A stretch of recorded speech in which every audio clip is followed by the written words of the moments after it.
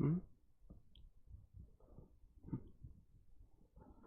नमस्कार दोस्तों, मैं आपका साथी विपिन भाटी आप सभी का स्वागत करता हूं आज के अपने सेशन में, जो कि होने वाला है मेरे भाई। जैसे कि आपको पता है, आज हमारा शुरू हो रहा है कॉम्प्रीहेंशन, जिसमें हम स्टार्ट कर रहे हैं क्लोज टेस्ट, पैसेज और पीक्यूआरएस।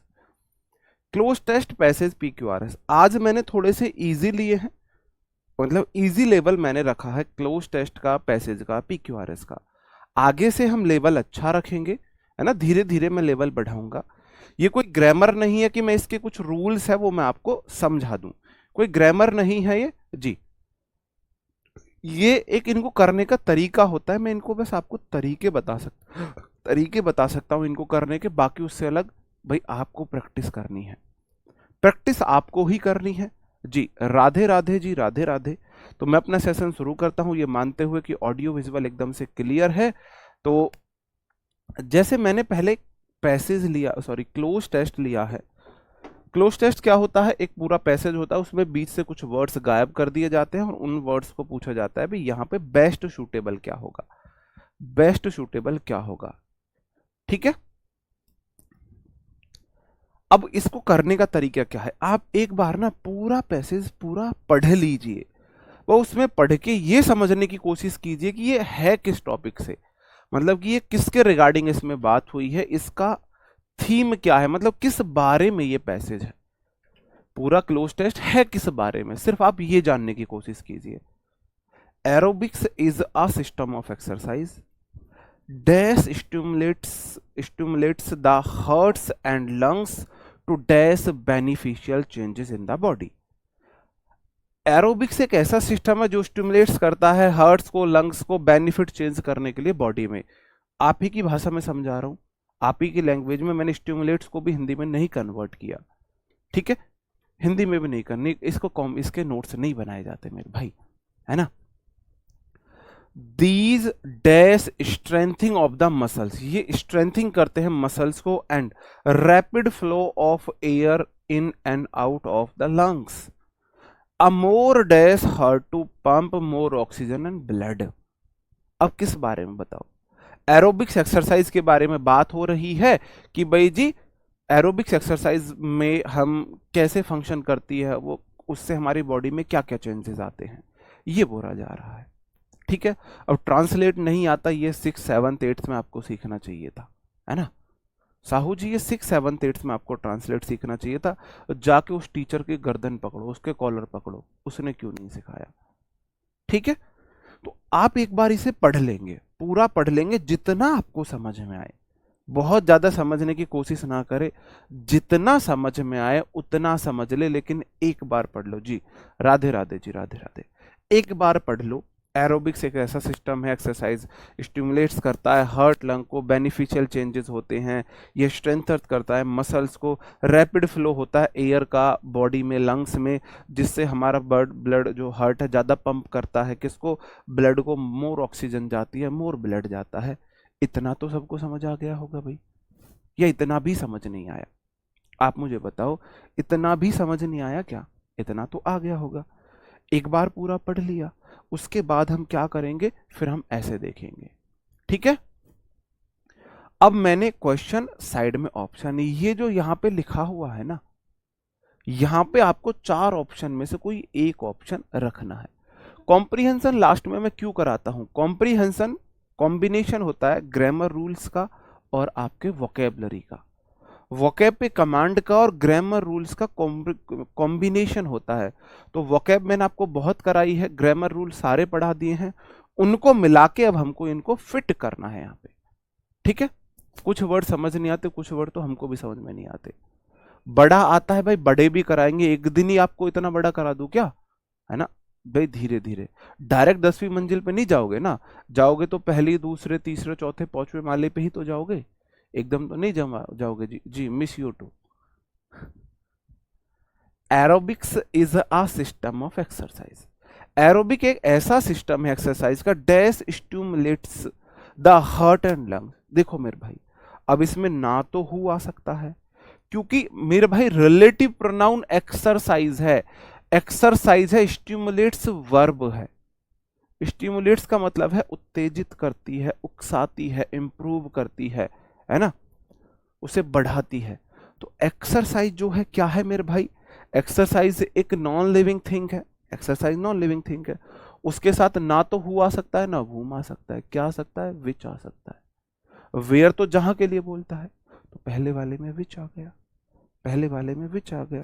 ओ भू वालो कुछ तो शर्म कर लो, शर्म कर लो कुछ, यादव जी अपने समाज की शर्म कर लो, हु वालो जी, है ना। तो मेरे भाई एक्सरसाइज नॉन लिविंग थिंग्स है, एक्सरसाइज नॉन लिविंग थिंग्स है, उसके साथ आप विच यूज करोगे। तो ग्रामर रूल्स पे आ गया। आप देखोगे कॉम्बिनेशन ऐसा होगा, 5 है ना एक पैसेज में, तो 3 ग्रामर रूल 2 वोकैब पे होंगे, या 3 वोकैब 2 ग्रामर रूल पे होंगे, ऐसा रहेगा, ऐसा कॉम्बिनेशन रहेगा।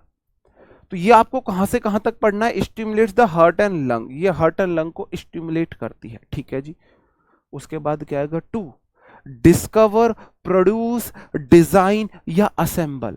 डिस्कवर मतलब खोजने में, प्रोड्यूस मतलब बनाने में, डिजाइन आपको पता ही है, और असेंबल मतलब इकट्ठा करने में। यह है लंग्स को, हार्ट को स्टिमुलेट्स करती है, उकसाती है, क्या करने में, बेनिफिशियल चेंज, बॉडी में बेनिफिशियल चेंज खोजने में, बेनिफिशियल चेंज प्रोड्यूस करने में, उत्पन्न करने में, बेनिफिशियल चेंज डिजाइन करने में, चेंज बेनिफिशियल चेंज को इकट्ठा करने में। क्या होगा बताओ भाई, एक्सरसाइज आपकी बॉडी में बेनिफिशियल चेंजेस को प्रोड्यूस करती है, बेनिफिशियल चेंजेस लाती है, बेनिफिशियल चेंजेस आते हैं, प्रोड्यूस करती है। सही बात है जी, तो ये प्रोड्यूस करती है। हार्ट एंड लंग्स 2 के बाद हमेशा V1 प्रोड्यूस, ये भी V1 है, ये भी V1 है, ये भी V1 है, लेकिन आप ये वोकैब बेस था, आपको वोकैब की कैसी अंडरस्टैंडिंग है। यह हार्ट और लंग को क्या करती है, स्टिमुलेट करती है, जिससे हार्ट और लंग प्रोड्यूस करते हैं, उत्पन्न करते हैं, क्या, हमारी बॉडी में बेनिफिशियल चेंजेस लाते हैं, है ना, बेनिफिशियल चेंजेस बनते हैं हमारी बॉडी में। ठीक है, आगे बढ़ जाता हूं मेरे भाई। These dash, these insert, these enter, these include और दीज एडमिट। दीज क्या करेंगे, स्ट्रेंथनिंग ऑफ मसल्स। बताओ इससे क्या होता है भाई, बेनिफिशियल चेंज से क्या होता है, पानी कहां रख दिया, बेनिफिशियल चेंजेस से क्या होता है मेरे भाई, बेनिफिशियल चेंजेस से क्या होता है मेरे भाई, बेनिफिशियल चेंजेस दीज, ये जो बेनिफिशियल चेंजेस हैं वे एंटर करते हैं strengthening of the muscle, muscle की स्ट्रेंथिंग को एंटर करते हैं, प्रवेश करते हैं, इंक्लूड करते हैं, जोड़ते हैं, इंसर्ट करते हैं, डालते हैं, या एडमिट करते हैं। मेरे भाई ये इंसर्ट करते हैं, इंसर्ट समझते हो, उसमें डालना, आप चिप को फोन में इंसर्ट करते हो, फोन में चिप डालते हो। तो ऐसे ही ये जो है ना बेनिफिशियल चेंज, ये हमारी मसल्स को स्ट्रेंथन करते हैं। क्या करते हैं मेरे भाई, इंसर्ट करते हैं, एंटर करते हैं। क्या क्या बात है भाई, एंटर नहीं, इंक्लूड करते हैं, जोड़ते हैं, सॉरी इंसर्ट नहीं, इंक्लूड, इंक्लूड मुंह से इंसर्ट निकला और मतलब इंक्लूड निकला, इससे इंसर्ट लिख गया। इंसर्ट तो एंटर करना, इंक्लूड मतलब उसको साथ में लेते हैं भाई। इंक्लूड कैसे आएगा, देखो मैं भी बताता हूं, मैंने गलती से वो इंसर्ट पर टिक लगा दिया। इंक्लूड ऐसे आएगा, आप ना अपने साथ में कुछ इंक्लूड कर रहे हो, है ना, किसी को साथ में ले रहे हो, भाई इसको भी इंक्लूड कर लो। जैसे आप बोलते हो सर वोकैब के साथ, जैसे आप बोलने लगो सर जी कॉम्प्रिहेंशन की क्लास में इसमें वोकैब को भी इंक्लूड कर लीजिए, मिला लीजिए, इंक्लूड मतलब मिला लीजिए, एंटर मतलब डालना होता है। तो मेरे भाई ये जो बेनिफिशियल चेंजेस हमारी बॉडी में आ रहे हैं ना, ये इंक्लूड करते हैं। इससे क्या क्या इंक्लूड होता है, मतलब क्या क्या फायदा होता है इससे, strengthening of the muscles, muscles में ताकत आती है। भाई ये फायदे गिना रहा है भाई, ये से आप जैसे ये खाओगे इससे ये इंक्लूड होता है, इससे जैसे कि मैं बोलूं रनिंग करने से आपकी हार्ट बीट अच्छी होती है, बॉडी डिटॉक्स होती है, पसीने आते हैं, ये सब होते हैं। तो मेरे भाई इससे दीज मतलब दीज क्या है, ये बेनिफिशियल चेंजेस जो है ना वो इंक्लूड करते हैं। क्या करते हैं, इंक्लूड होता है इसमें strengthening of the muscles and muscles की स्ट्रेंथनिंग उसमें इंक्लूड है हाँ। एंड बताओ, चॉकिंग करते हैं है ना, स्टेफलिंग करते हैं, एडिंग करते हैं, ब्लॉकिंग करते हैं। Rapid flow of air in and out, इससे हमारी रैपिड फ्लो ऑफ एयर, हवा का रैपिड फ्लो, तेज हम हवा क्या करते हैं, चौक होती है, चौक मतलब बंद होती है, स्टिफलिंग मतलब बांधित होती है, ब्लॉक होती है, या ऐड होती है मेरे भाई, एडिंग होता है हेल्प करना। आप एक्सरसाइज करोगे है ना, मसल्स टाइट होगी, हार्ट बीट बढ़ेगी, हार्ट बीट बढ़ेगी तो आप ज्यादा तेज हवा लोगे, ज्यादा तेज हवा इनहेल करोगे, ज्यादा तेज ऑक्सीजन को एक्सेल करोगे, इनहेल करोगे एक्सेल करोगे, इनहेल करोगे एक्सेल करोगे, इनहेल करोगे एक्सेल करोगे। तो एड होता है मेरे भाई हेल्प करना। आपने फर्स्ट एड बॉक्स सुना है? First aid box, first aid box होता है मेरे भाई प्राथमिक उपचार। फर्स्ट एड बोला जाता है प्राथमिक उपचार के लिए। प्राथमिक उपचार का मतलब अगर कहीं कोई एक्सीडेंट हो जाता है, कोई घटना होती है, तो जो डॉक्टर से ले जाने से पहले जो उसको ट्रीटमेंट दिया जाता है, प्राथमिक उपचार में आएगा। किसी का मतलब कहीं चोट वोट लग गई तो वहां आप कपड़ा बांध रहे हो, साफ कपड़ा, सूती कपड़ा अगर उस पर बांध रहे हो, वो प्राथमिक उपचार में आएगा, है ना, प्राथमिक उपचार में आएगा। कोई बेहोश हो गया है, उसको पानी पिला रहे हो, हाथ पैर मल रहे हो, भगवान ना करे किसी को वो आ जाए, आपको उसको जो सीपीआर दे रहे हो, वो फर्स्ट एड में आता है। तो एड होता है हेल्प करने वाला। तो मेरे भाई ये एडिंग करता है ना, हेल्प करता है ये हमारी। फर्स्ट एड बॉक्स नहीं सुना? आज शाम को क्लास नहीं होगी, हाँ मैं आपको बता दूं, आज शाम को क्लास नहीं होगी, वोकैब की क्लास नहीं होगी आज शाम को, मुझे अर्जेंट काम है आज शाम में, तो आज शाम आपकी वोकैब की क्लास नहीं हो पाएगी। ठीक है जी। तो ये ऐड करता है किसमें मेरे भाई, रैपिड फ्लो, एयर का रैपिड फ्लो होता है इन एंड आउट, इन मतलब इनहेल होता है, आउट मतलब एक्सेल होता है। ठीक है। द लंग्स, ठीक है, a more dash heart to pump more oxygen and blood. A more, a more adequate मतलब पर्याप्त, मोर के साथ एडिक्वेट तो नहीं आएगा, पर्याप्त आएगा। स्किलफुल होता है कुशल, स्किलफुल होता है कुशल। ट्रेंड होता है, ट्रेंड आपको पता ही है, एड मतलब हेल्प होता है। इफिशियंट होता है कारगर, इफिशियंट समझते हो, किसी काम को करने के लिए इफिशियंट मतलब जो गुड, किसी काम को करने में जो अच्छा है, इफिशियंट आएगा, इफिशियंट आएगा ना मेरे भाई। तो मेरे भाई अ मोर इफिशियंट हार्ट, ये क्या करता है क्या, अगर आप एरोबिक्स करते हो, एक्सरसाइज करते हो, एरोबिक्स में आता है आपका है ना, रॉप स्किपिंग, रनिंग, जंपिंग जपैक वाली, ये सब एक्सरसाइज आती है। ये स्टिमुलेट, उत्तेजित करती हैं आपके हार्ट को, लंग को, जिससे आप क्या करते हो, आप क्या करते हो, जैसे मैं सारे एक एक करके बता दूं, जिससे कि आपका क्या होता है, बेनिफिशियल लाभकारी चेंजेस होते हैं बॉडी में।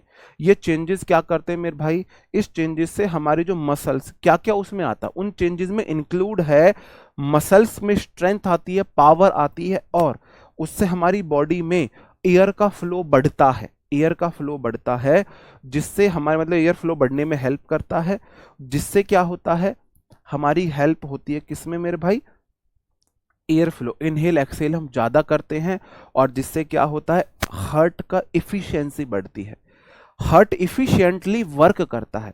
इफिशिएंटली समझते हो, अच्छे से वर्क कर पाता है हमारा हार्ट, हमारा हार्ट अच्छे से वर्क कर पाता है। ठीक है जी।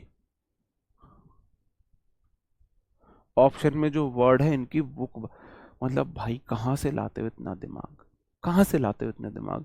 ऑप्शन में जो वर्ड है, इन वर्ड की बुक बता दो मेरे भाई। एडिक्वेट मैंने नहीं कराया था, पर्याप्त होता है, एडी काट ली, पर्याप्त मात्रा में। स्किलफुल सबको पता है, कुशल होता है।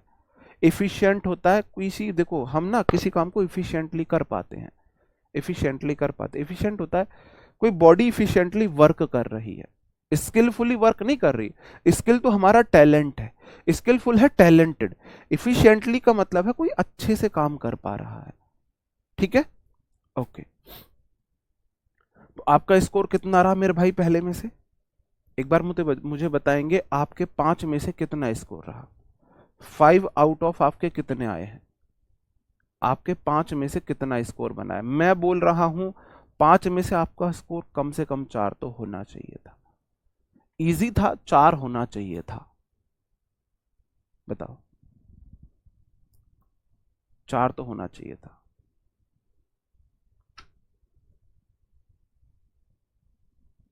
बिल्कुल,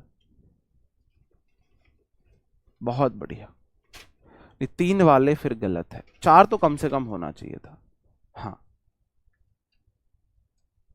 इतना इजी आ जाए तो भाई ये प्रीवियस ईयर ही है, मैं तुम्हारे लिए लड्डू लड्डू बना के नहीं लाया, प्रीवियस ईयर ही है ये। कार्य करने की क्षमता, इफिशियंसी, मैंने आपको मैथ में पढ़ाया था सुपर टेट बैच में, इफिशियंसी इज इक्वल टू जो इनवर्सली प्रोपोर्शनल टू टाइम, समय ज्यादा क्षमता कम, समय कम क्षमता ज्यादा, ऐसे मैंने आपको कराया था, बहुत बढ़िया।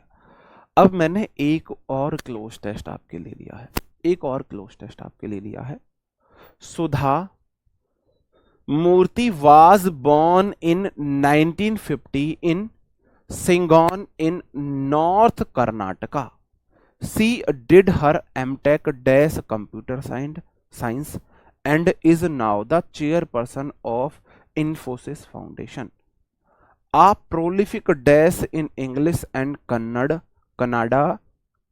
She dash novels, technical books, है ना, travelogues, collection of short stories and non-fiction pieces, and 4 books of children. Dash books have been translated into all the major Indian languages. कोई स्टोरी बताई गई है जो सुधा मूर्ति जी की स्टोरी है, जो वहां पे पैदा हुई थी, उन्होंने एमटेक किया था कंप्यूटर साइंस में, इन्फोसिस की फाउंडेशन में है, चेयरपर्सन है इन्फोसिस फाउंडेशन की। उन्होंने ना इंग्लिश और कन्नड़ में बहुत सारा काम किया है, नोवेल्स वगैरह, बुक्स वगैरह लिखी हैं, शॉर्ट स्टोरीज लिखी हैं, उनकी बुक्स को ट्रांसलेट किया गया है सभी भारतीय भाषाओं में। क्या इतना भी आपको समझ नहीं आया ये पढ़ने से? मुझे ये बताओ, क्या आपको इतना भी समझ नहीं आया पढ़ने में? इतना तो हर किसी को समझ में आ गया होगा, इतना तो हर किसी को, इतना तो मैं ग्रामर वोकैब आपको पढ़ा के नन्ना मुन्ना राई बना चुका हूं, इतना तो हर किसी को समझ में आ गया होगा कि भाई ये ऐसे बोला जा रहा है जी। Is law of president Rishi Sunak, अच्छा मदर इन लॉ है ऋषि सुनक की, सच में? सुमन मुंडा जी बोल रही हैं ऋषि सुनक जी ब्रिटेन की सासू हैं, अच्छा जी। यार हम जीएस से बहुत दूर चले गए, मुझे बस जीएस से ही नफरत है, इंग्लिश मैथ तो मेरा फेवरेट है जी। रीजनिंग सबकी अच्छी होती है, रीजनिंग का श्राप भगवान ने जैसे लड़कियों को रोने का टैलेंट दिया है ना, ऐसे ही कंपटीशन वाले बच्चों को रीजनिंग का आशीर्वाद दे के भेजा है। लड़कियों को भगवान ने बहुत बड़ा हथियार दिया है रोने का, ऐसे कंपटीशन करने वाले बच्चों को भगवान ने बहुत बड़ा हथियार दिया है रीजनिंग अच्छी होने का। रीजनिंग सबकी अच्छी होती है, मैथ और इंग्लिश मेरे फेवरेट हैं, और जीएस से मेरा हमेशा जी कटा है, जीएस मेरे जी को काटता है।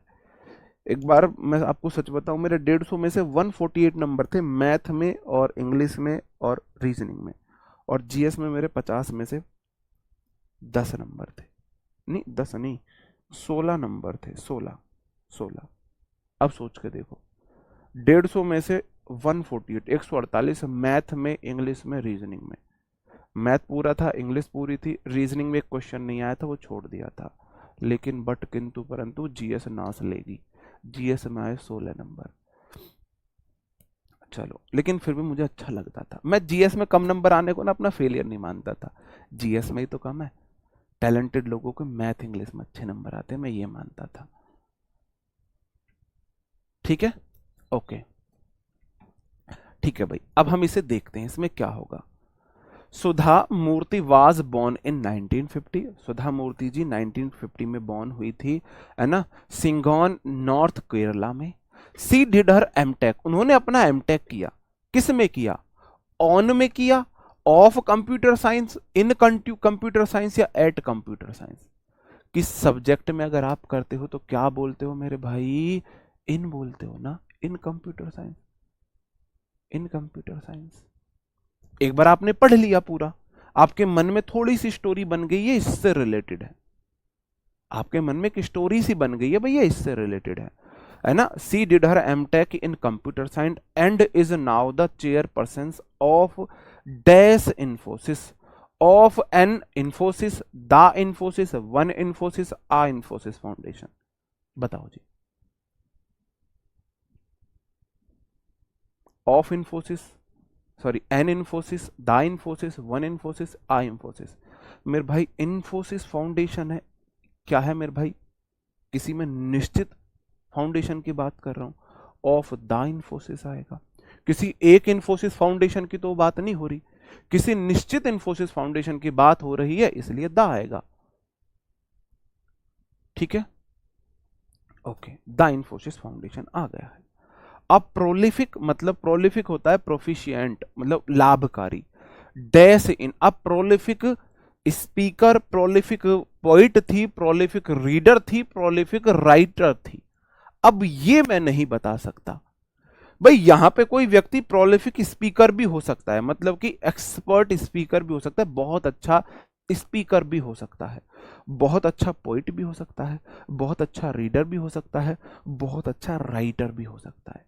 अब यहां पे आपको डिसीजन नहीं लेना कि वो स्पीकर थी, वो पोइट थी, वो रीडर थी, वो राइटर थी। मैंने क्यों बोला आपको पूरा पैसेज पढ़ना है?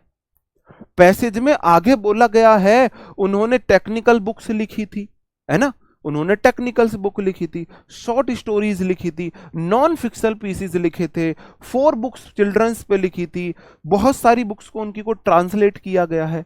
अब इतनी सारी बुक लिखी हैं तो वो क्या होंगी? अगर इतनी सारी बुक्स लिखी हैं तो वो क्या होंगी? क्या होंगी?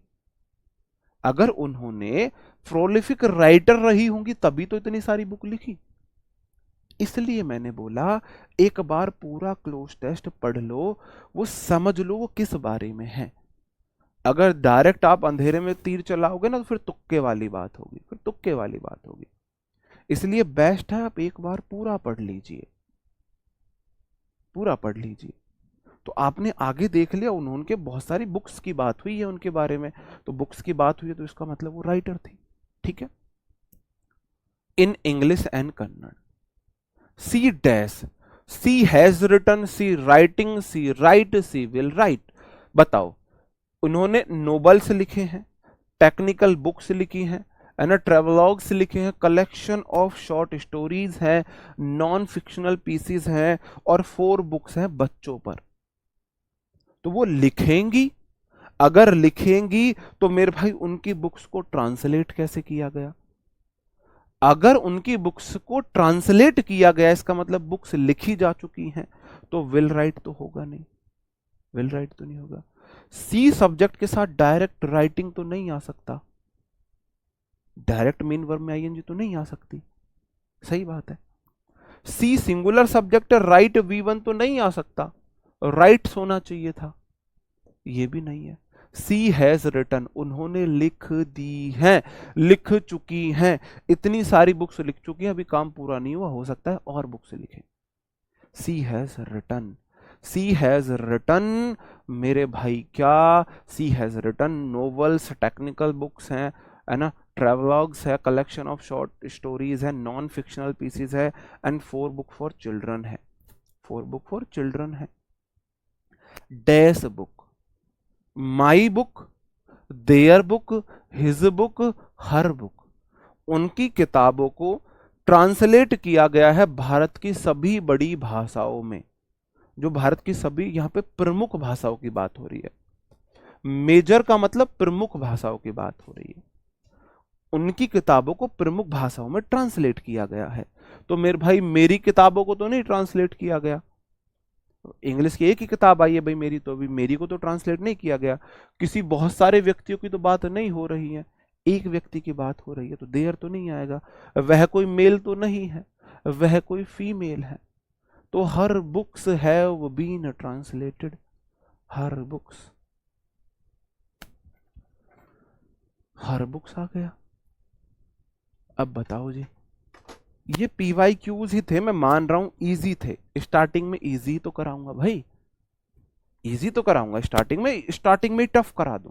बताओ भाई, क्या स्टार्टिंग में टफ करा दूं? स्टार्टिंग में तो इजी कराऊंगा, ये बात तो मानोगे?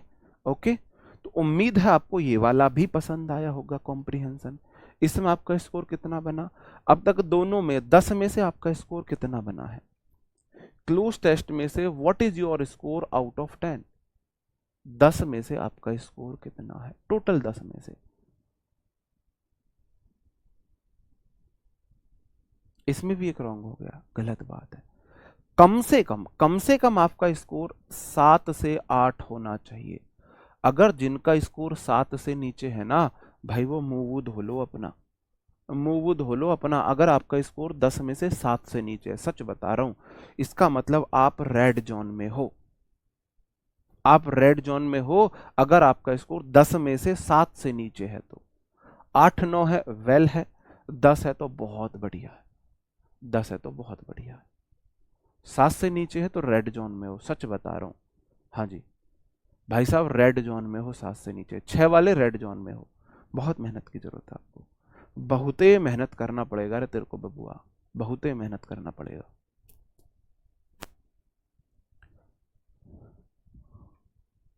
बताओ जी। अब हम आते हैं, अब हम आते हैं अपने अनसीन पैसेज पर। मैं आपको एक बात बता देता हूं, पैसेज करने के 3 तरीके होते हैं। मेरे पास पैसेज करने के 3 तरीके थे, और तीनों तरीके वो ऐसे तरीके थे कि मैं देखता था मेरे पास टाइम कितना मैं ये देखता था मेरे पास टाइम कितना है ना। अगर टाइम कम है तो मैं एक दूसरा तरीका अपनाता था, टाइम ज़्यादा मॉडरेट है तो दूसरा तरीका अपनाता था, टाइम मेरे पास पर्याप्त है तो मैं ये वाला तरीका अपनाता था। ये वाला तरीका तब के लिए जब आपके साथ पर्याप्त मात्रा में टाइम है ना, आपके पास पर्याप्त मात्रा में टाइम है, तब मैं इस तरीके को अपनाऊंगा। मैच नहीं देखा, क्या हुआ मैच में कल? केकेआर ने पेल तो दिया भाई सनराइजर्स हैदराबाद को। सनराइजर्स हैदराबाद ना इंडिया हो रही है, पूरे लीग मैच में तकड़ा खेली, और यहाँ के उसकी मटिया मेल कर दी केकेआर ने, सारे बदले ले लिए। जी बताओ जी।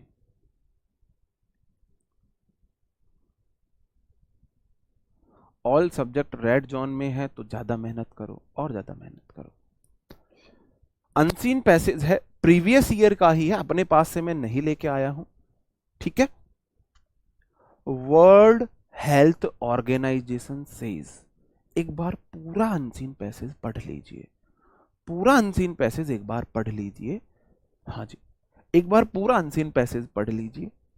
World Health Organization says that childhood obesity is associated with a higher chance of obesity, premature death and disability in adulthood. In addition to increased future risk, obese children experience breathing difficulties, increased risk of fractures, hypertension, early markers of cardiovascular disease, and insulin resistance and psychological effects. A study conducted on 41 overweight children under confinement throughout March and April last year in Verona, Italy, showed the lockdown restrictions negatively impact their diet, sleep, and physical activity. Compared with behavior recorded a year earlier, they ate an additional meal per day. They ate an additional meal per day, slept an extra half hour, added nearly 5 hours daily in front of phone, computer and television screens, and dramatically increased their consumption of red meat, sugary drinks, and junk food. Physical activity, on the other hand, decreased by over 2 hours per week. School environment provides structure and routine around mealtime, physical activity, and sleep, the three predominant lifestyle factor implicated in obesity risk. Miles Faith, a childhood obesity expert and co-author of the study, was quoted in a report published in Science Daily. उन्होंने coat किया था, quoted in a report published in science daily. कितना समझ आया, कितना समझ आया? क्या इग्नोर किया जी मैंने? किसी की मजबूरी भी है भाई, इधर पढ़ रहा हूं, है ना। अब ये मजबूरी है तो मैं इग्नोर क्या करूं? फिर इग्नोर ही करूंगा जब मैं इधर पढ़ रहा हूं, मेरा ध्यान इधर है तो। कितना समझ आया? क्या हो जी, कुछ समझ नहीं आया? ये तो बोल रहे हो कि कुछ समझ नहीं आया। इतना इजी तो था ये, क्या था इसमें समझने के लिए? पूरा पैसेज का सार समझ में आया।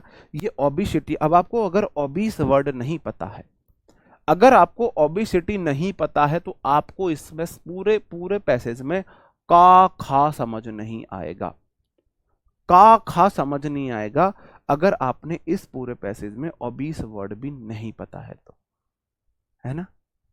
अगर आपको नहीं पता, इत्तू सा ही आया। हाँ जी, बहुत बढ़िया। बताना अमन कुमार मेरे भाई, आपने बिल्कुल सही बोला है। मैं देखता हूं आपको क्या समझ में आया, बस मुझे ये बता दो इस पूरे पैसेज में बात किस चीज की हो रही है। अगर सिर्फ आप इतना समझ गए ना, इसमें इतनी उस बात की बात हो रही है, तो आप समझ जाओ। पप्पू कुमार यादव आपका भी ठीक है मेरे भाई, बाउंसर चला गया।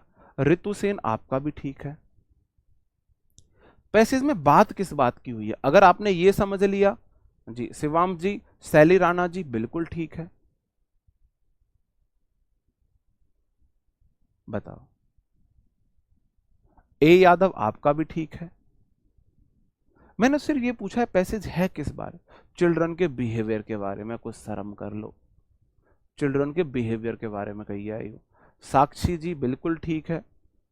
मोहम्मद आरिफ कह रहा है जी कोरोना के बारे में। अरे यार कुछ शर्म कर लो, कोरोना के बारे में है।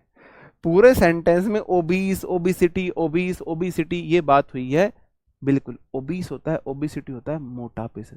ओबीस, ओ 20 गोलगप्पे खा गई, ओ 20 रोटी खा ली, 20 गोलगप्पे, 20 बर्गर, 20 रसगुल्ले, ओ 20। कोई चीज आप 20 खा रहे हो तो आप मोटे हो जाओगे कि नहीं हो जाओगे? ओबिसिटी मैंने आपको वर्ड कराया, मोटापे से रिलेटेड होता है, मोटापा। बचपन का मोटापा, है ना।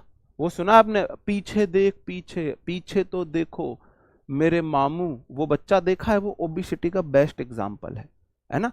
वो बच्चा कहाँ का है? शायद वहाँ का है, अ, अफगानिस्तान का बच्चा है। पीछे देखो पीछे, अपने पीछे तो देख पीछे, वो वाला जो बच्चा है। तो बचपन में जो बच्चे मोटे हो जाते हैं उनकी हेल्थ से रिलेटेड ये पैसेज है, हेल्थ से रिलेटेड पैसे है। वर्ल्ड हेल्थ ऑर्गेनाइजेशन कहता है जो बचपन का मोटापा है वह जुड़ा हुआ है किससे? ओबिसिटी से। उसमें ज्यादा चांसेस होते हैं बच्चा आगे चल के मोटा रहे। प्री मैच्योर डेथ, समय से पहले डेथ से एडल्टहुड में डिसेबिलिटी आ जाएगी। अडल्टहुड में डिसेबिलिटी मतलब नपुंसकता वाले गुण आ जाएंगे। फ्यूचर रिस्क है, फ्यूचर रिस्क बढ़ा देता है। एक्सरसाइज, ब्रीथिंग, सांस लेने में दिक्कत होती है, डिफिकल्टी होती है। फ्रैक्चर उनमें आ सकता है, हाइपरटेंशन उनमें हो सकती है ना। और उनको हार्ट की डिजीजेस ज्यादा हो सकती है। उनको इंसुलिन रेजिस्टेंस का मतलब है मेरे भाई उनमें शुगर की समस्याएं हो सकती हैं। साइकोलॉजिकल इफेक्ट उनमें आते हैं, है ना। स्टडी 41 ओवरवेट बच्चों पे एक स्टडी की गई ही थी। उनको अंडर कन्फाइनमेंट मतलब कि उन्हें बंद किया गया था थ्रू आउट मार्च और अप्रैल में लास्ट ईयर, इटली में, है ना, विरोना शहर में। उससे पता चला है लॉकडाउन में उनके ऊपर निगेटिव इफेक्ट पड़ा था। कैसे? उनकी डाइट बढ़ गई थी, ज्यादा सो रहे थे, फिजिकल एक्टिविटी कम हो रही थी compare to behaviour recorded a year earlier. एक साल पहले का उनका बिहेवियर देखें, उन्होंने एक एडिशनल मील खाई, ज्यादा सोए, 1.5 घंटे ज्यादा सोए, है ना। और 5 घंटे उन्होंने डेली फोन पे, स्क्रीन पे बिताए थे। इससे उनके ना रेड मीट ज्यादा खाने लगे, कोल्ड ड्रिंक्स, शुगर ड्रिंक्स का मतलब है जो आप शुगर ड्रिंक नहीं पीते, ये फैंटा, कोका कोला, ये रियल जूस, सब ये शुगर ड्रिंक में आती है। ये वाली चीज उन्होंने ज्यादा खाई, जंक फूड खाए। एक्टिविटी उनकी घट गई थी, है ना। पर वीक उनकी 2 घंटे की फिजिकल एक्टिविटी कम हो गई थी। स्कूल एनवायरनमेंट उनको एक रूटीन प्रोवाइड कराता है जिसमें मील का और फिजिकल एक्टिविटी का एक वो बना रहता है, उनमें बैलेंस बना रहता है है ना। तो उसमें 3 प्रिडोमिनेंट फैक्टर उन्होंने बताए थे ओबेसिटी रिस्क में, है ना। माइली फेथ है जो चाइल्डहुड ओबेसिटी एक्सपर्ट हैं, को ऑथर थी स्टडी का, उन्होंने कोट किया था ये साइंस डेली में, ये बात उन्होंने बताई थी। पूरा सेंटेंस ये है, पूरा ये है। बताओ अब इंसुलिन की कमी से ही तो शुगर होता है शायद। अब बताओ इसमें कौन सी बात समझ नहीं आई। मैं तो ऐसे लाइन देख रहा था, पढ़ भी नहीं रहा था, हिंदी में ट्रांसलेट कर रहा था, देख रहा था हिंदी में ट्रांसलेट कर रहा था, देख रहा था हिंदी में ट्रांसलेट कर रहा था। ठीक है। Choose an appropriate title for the given passage from the option following option. आपको टाइटल चूज करना है। किसका? इस पैसेज का टाइटल बताओ, इस पैसेज का टाइटल बताओ। बताओ जी पैसेज का टाइटल क्या होगा?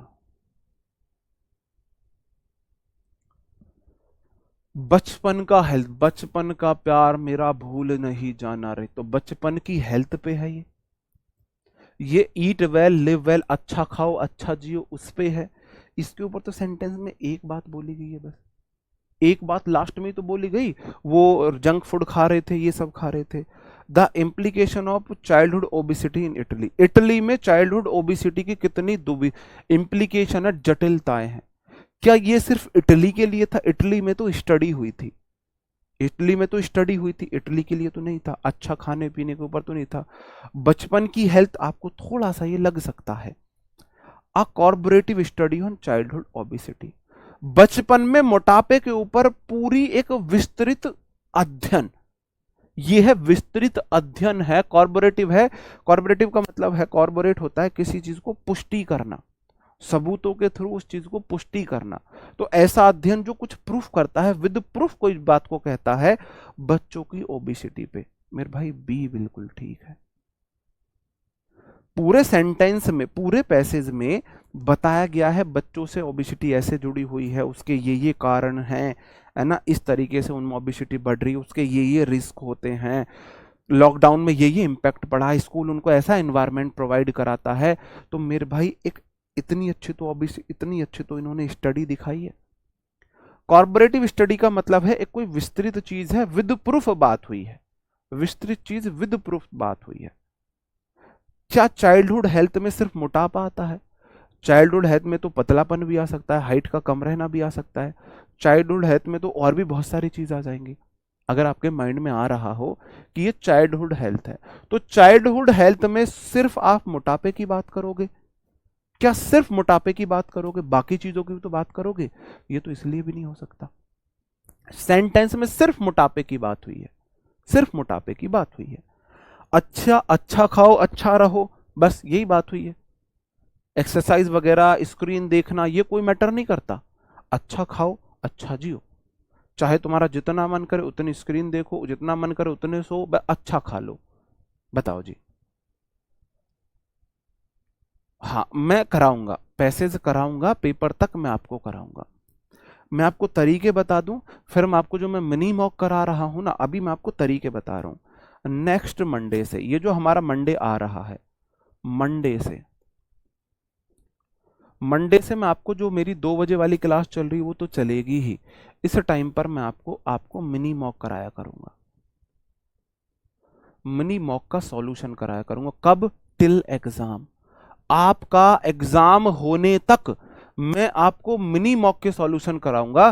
तो उसमें आपका क्या होगा? मिनी मॉक में मैं आपको हर वीक उसमें लेवल ऑफ क्वेश्चंस में भी मिनी मॉक में और बढ़वाने वाला हूं, और बढ़वाने वाला हूं। तो उसमें आपको सीजीएल सीपीयू लेवल के क्वेश्चन रहेंगे। 2 दिन एरर चलेगा मेरे भाई, 2 दिन आपकी वोकैब चलेगी, और 2 दिन कॉम्प्रिहेंशन। तो आपको वीक में मैं एरर की प्रैक्टिस कराऊंगा, वोकैब की भी कराऊंगा, कॉम्प्रिहेंशन की भी कराऊंगा, कॉम्प्रिहेंशन की भी कराऊंगा। तो तब तक मैं आपको कितने दिन करा चुका हूंगा? बहुत।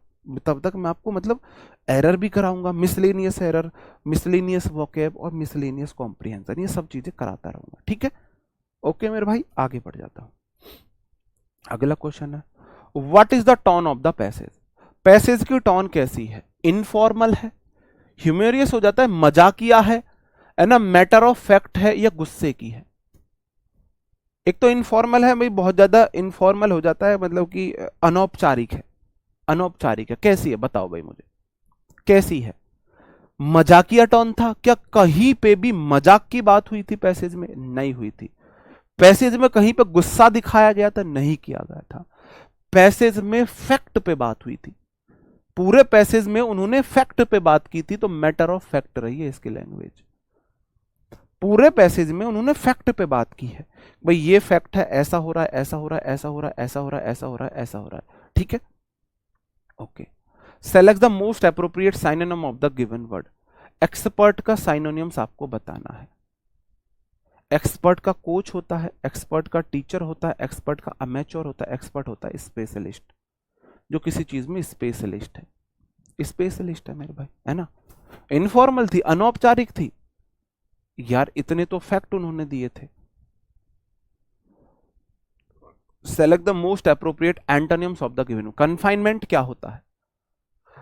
कन्फाइनमेंट का मतलब है किसी को बंदी बनाना। कन्फाइन करना मतलब किसी को बंदी बनाना, किसी को बंदी बनाना। लिबरेशन आजादी है मेरे भाई, आजादी है, ऑप्शन ए ठीक हो गया। इम्प्रिजनमेंट भी वही होता है। इनकारनेशन तो शायद आग वाग से संबंधित है। जेरिसन मुझे याद नहीं आ रहा भाई इसका मीनिंग अब। लिबरेशन होता है आजादी, लिबरेशन आजादी हो जाएगा। एक तरफ आप किसी को कैद कर रहे हो और दूसरी तरफ आप उसे आजाद कर रहे हो, आजाद कर रहे हो। दो तो आपके किससे आगे देखो, एक एंटो पूछ लिया, एक साइनो पूछ लिया, एक आपका पैसेज का टॉन पूछ लिया, एक आपका पैसेज का किससे रिलेटेड है पैसेज ये पूछ लिया। 4 क्वेश्चन पूछे थे, PYQ है। अब मैं लेके आया हूं आपके लिए 2 PQRS, मतलब कि पैराजंबल। ये मेरे फेवरेट थे। इनमें मैं बोलूंगा सच में सबसे ज्यादा इनसे डरते थे जब मैं पढ़ता था ना, जब मैं कंपटीशन की तैयारी कर रहा था, तो मेरे सारे दोस्त सबसे ज्यादा इनसे डरते थे। और मेरे को ऐसा गॉड गिफ्ट था, मैंने ना किसी टीचर से पढ़े थे, ना मैंने कभी किसी बुक से प्रैक्टिस की थी। मुझे ऐसा लगता था कि मैं ये बहुत अच्छे करता था। जैसे कि मैंने एक बार तो 20 में से 19 मेरे सही हुए थे, 20 में से। जब मैंने दूसरी बार SSC का एग्जाम दिया था तो 20 में से 19 सही हुए थे मेरे, 20 में से 19। तो ये मुझे लगता है इनका ना मेरे पास अच्छे लॉजिक है। सबसे ज्यादा मजा मुझे इन्हीं को करने में आता है। मुझे गेम लगते हैं कहीं ना कहीं, जैसे हम गेम खेल रहे हैं ना, मुझे ऐसा लगता है PQRS करना। आप फोन में गेम ना खेल के ये वाले गेम खेलो, मुझे सबसे बढ़िया लगते हैं इनको करने में। लेकिन मेरे को इनको ना कम से कम आधा घंटा में बचाता था। 1.5 घंटे में पूरा पेपर और आधे घंटे में सिर्फ PQRS। और सबसे लास्ट में मैं PQRS करता था, सबसे लास्ट में मैं PQRS करता था। PQRS करना बहुत ईजी है मेरे अकॉर्डिंग। आपको कोई हार्ड एंड फास्ट रूल नहीं है, एक रूल पे नहीं टिकना है। आपको ये कंफर्म करना है इसके बाद पक्का ये आएगा, ऑप्शन में सिर्फ ये करना है इसके बाद पक्का ये आएगा, ठीक है। इनके पास मेरे पास इनके अच्छे लॉजिक हैं कुछ। पढ़ते हैं भाई। Aesop was one of them who lived in Greece about 22,500 years ago. Aesop उनमें से एक था जो 2500 साल पहले ग्रीक में रहे थे। He told many interesting story to the people. उसने बहुत सारी स्टोरीज लोगों को बताई थी। There were many talented people in ancient Greek. Greek में बहुत सारे टैलेंटेड लोग थे। आल्दो ही वॉज अगली he had a clever mind, brain. हालांकि वह भद्दा था, दिखने में अच्छा नहीं था, लेकिन उसके पास एक अच्छा दिमाग था। अब मुझे एक बात बताओ, हाँ सुन, एक बात बता दो, इसमें मैं ए ढूंढू, कभी भी ये मत देखो सबसे पहले क्या आएगा, कभी भी ये मत देखो सबसे लास्ट में क्या आएगा, कभी भी मैं ये नहीं देखता सबसे पहले क्या आएगा सबसे लास्ट में क्या आएगा। मुझे एक हिंट मिली, मुझे एक हिंट मिली। यहां पे बोला जा रहा एसोप जो था ना, उनमें से एक था जो ग्रीक में 2500 साल पहले रहे थे। उनमें से तो पहले किसी उनकी बात होनी चाहिए। सेंटेंस में बोला जा रहा है there were many talented people in ancient Greek. प्राचीन ग्रीस में बहुत सारे टैलेंटेड लोग थे और एसोप उनमें से एक था। भाई मैं ऐसे बताऊं, मैं ऐसे बताऊं, अब से 10 साल बाद आप बोलो कि आरडब्ल्यू पे बहुत सारे इंग्लिश के टीचर्स थे, विपिन सर उनमें से एक थे, या पहले ये बोलोगे विपिन सर उनमें से एक थे और इंग्लिश के बहुत सारे टीचर थे? पहले आप बोलोगे उनमें से एक थे, तो पहले उनको तो बताओ, उन कौन थे, वो कौन थे? तो मेरे भाई, there were many talented people in ancient Greek, Greek में बहुत सारे टैलेंटेड लोग थे और ऐसा उनमें से एक था। इसका मतलब सी के बाद ए आएगा। दुनिया की कोई ऐसी ताकत नहीं है जो सी के बाद ए को आने से रोक दे। बस मेरा टारगेट ये था कि मुझे ये पता लग जाए सी के बाद ए आएगा, इसमें ए के बाद सी है नहीं ठीक हो सकता, ए के बाद सी है नहीं ठीक हो सकता, ए के तुरंत बाद सी है नहीं ठीक हो सकता, सी के बाद ए है, ये ठीक हो सकता है। बताओ कैसा लगा मेरा मजाक? आपको पूरा देखना ही नहीं है, आपको ये देखना है, बस आपको ये कंफर्म करना है इस वाले पार्ट के बाद वो वाला पार्ट आएगा। अब अपना आंसर कंफर्म कर लो कि भाई एथेंस में बहुत सारे लोग थे, एसोप उनमें से एक था, हालांकि वह बहुत अगली था, फिर डी आना चाहिए। हालांकि वह बहुत अगली था लेकिन उसके पास अच्छा दिमाग था, उसने बहुत सारी स्ट्रेंथ, देखो अगली था लेकिन अच्छा दिमाग था, है ना, उसके पास बहुत क्लेवर माइंड था। अब क्लेवर माइंड था ये बात बोली, इसको प्रूफ किया है कैसे? उसने बहुत सारी इंटरेस्टिंग स्टोरीज लोगों को सुनाई थी। अगर आप इंटरेस्टिंग स्टोरी सुना रहे हो तो क्लेवर माइंड होना चाहिए ना, तो उसका क्लेवर माइंड था। इस बात का उन्होंने यहाँ पे सपोर्टिव स्टेटमेंट यहाँ पे दिया है, सपोर्टिव स्टेटमेंट यहाँ पे दिया, इसका मतलब C will be the right answer. भाई साहब कभी मत देखना सबसे पहले ए आएगा, सबसे पहले डी आएगा, बस ये देख लो कि इसके बाद ये आएगा, तुम्हारा काम खत्म, बस ये काम खत्म आपका, ठीक है? ये कभी मत देखना इसके बाद ये आएगा। मैं आज आपको दो ही कराऊंगा, बस दो ही कराऊंगा। जैसे कि यहां पे है, they can then purchase them on subsidised rate with additional loan facilities, it will improve technical advantage, medical instruments and provide them to entrepreneurs. The India government has announced certain facility in the budget session. This will help in strengthening the economic condition of entrepreneurs. बताओ भाई क्या होगा सही answer? This will improve, क्या improve करेगा? पहला उसका जिक्र होना चाहिए, ये सबसे पहले नहीं आ सकता। इट विल इंप्रूव, इंप्रूव करेगा क्या? कौन सी बात इंप्रूव करेगी? ये भी नहीं होना चाहिए सबसे पहले। They can then, they can, they can then, तब ये वो करेंगे क्या? कौन क्या करेगा? पहले मेरे भाई इंट्रोडक्टरी स्टेटमेंट तो ढूंढो, इंट्रोडक्टरी स्टेटमेंट तो ढूंढो। बिना हिंदी बताए बताओ, ठीक है जी, ये बात आपने की मुझे अच्छी लगी कि बिना हिंदी बताए बताओ। मैंने पैसेज की भी आपको डायरेक्ट हिंदी इसलिए नहीं बताई थी, इसलिए नहीं बताई थी। आप बोलोगे जी भाई सबसे पहले एक बात है, सबसे पहले भाई आप इंट्रोडक्टरी स्टेटमेंट तो दोगे। एक बात मुझे बताओ, तब ऐसा हुआ था, फिर ऐसा हुआ था, उन्होंने तब ऐसा किया था, अरे कौन क्या कर रहा है? पहले बात तो बताओ, पहले सेंटेंस का जिक्र तो करो, किस बारे में बात कर रहे हो, किस बारे में बात कर रहे हो? इंडिया गवर्नमेंट ने अनाउंस किया है कुछ फैसिलिटीज बजट में, बजट सेशन में कुछ फैसिलिटीज को अनाउंस किया है, सबसे पहले सी आएगा। इस पे कट्टा मारो, इस पे कट्टा मारो, या तो ये ठीक है या ये ठीक है। अब सी के बाद ए आएगा या बी आएगा? सी के बाद ए आएगा, बी आएगा। तो मेरे भाई कुछ बजट में इंप्रूव किया है, सर्टेन फैसिलिटी डाली है, then they can then purchase, फिर वे परचेज कर सकते। कौन परचेज कर सकते हैं? क्या सी के बाद डायरेक्ट ए आ सकता है? ए तो नहीं आ सकता, सी के बाद बी आ सकता है। यह इंप्रूव करेगा टेक्नोलॉजिकल एडवांटेज, मेडिकल इंस्ट्रूमेंट को, प्रोवाइड देम टू एंटरप्रेन्योर, उनको एंटरप्रेन्योर देम को प्रोवाइड करेगा, फिर वो खरीद सकते हैं। इसका मतलब बी के बाद फिर एक बार को ए आ जाएगा और उससे क्या होगा? इकोनॉमिकल एंटरप्रेन्योर बढ़ेगा। ऑप्शन सी सही है, ऑप्शन सी सही है, डी नहीं होगा। मुझे एक बात बताओ, इंडिया गवर्नमेंट ने अनाउंस किया है बजट में, है ना, कुछ सर्टेन फैसिलिटीज का अनाउंसमेंट किया है, दे कैन देन, फिर वो कर सकते हैं परचेज, फिर वो बाय कर सकते हैं। क्या लॉजिक है भाई? इंडिया गवर्नमेंट ने स्पेशल फैसिलिटीज का अनाउंसमेंट किया है और फिर वो बाई कर सकते हैं। कौन बाई कर सकते हैं, पहले जिक्र तो करो उनका।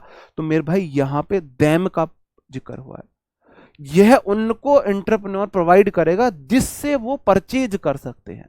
पहले उनका जिक्र होना चाहिए, फिर इसका जो है ना, इसका सपोर्टिव स्टेटमेंट ये है, यहां पे डैम की बात हुई है, वो ऐसा करेंगे फिर वो परचेज कर सकते हैं, इसका सपोर्टिव स्टेटमेंट ये है।